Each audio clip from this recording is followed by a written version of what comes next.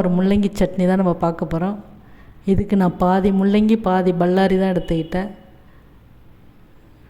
இதுவே 3-4 பேர் நல்லா தாராளமாக சாப்பிட்லாம். நம்ம முள்ளங்கி கடலைப்பருப்புலாம் சேர்க்குறதுட்டி சட்னி நல்லா திக்காக இருக்கும். அதனால் சட்னியில் தண்ணி கொஞ்சம் கூடவே நம்ம கலந்துக்கலாம்.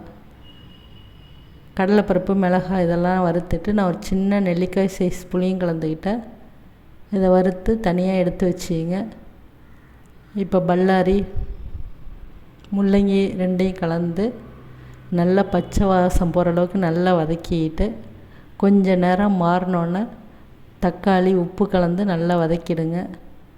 இப்போ அடுப்பை ஆஃப் பண்ணிவிட்டு கொத்தமல்லி தழையை தூவி சும்மா லேசாக ஒரு வதக்கிக்கிட்டு இப்போ மிளகாய் கடலைப்பருப்பு புளியை நல்லா அரைச்சிக்கிட்டு வந்துடுங்க. இப்போ நம்ம வதக்கி வச்சதையும் சேர்த்து அரைச்சி அதில் கடுகு உளுத்தம்பருப்பை தாளித்து போட்டிங்கன்னா அருமையான முள்ளங்கி சட்னி ரெடி. டெல்டா மாவட்டத்தில் உள்ளவங்களாம் கார சட்னியோட கெட்டி தயிரும் சேர்த்து சாப்பிடுவோம். அதாட்டும் சாப்பிட்டு பாருங்கள், இன்னும் ரொம்ப நல்லாயிருக்கும்.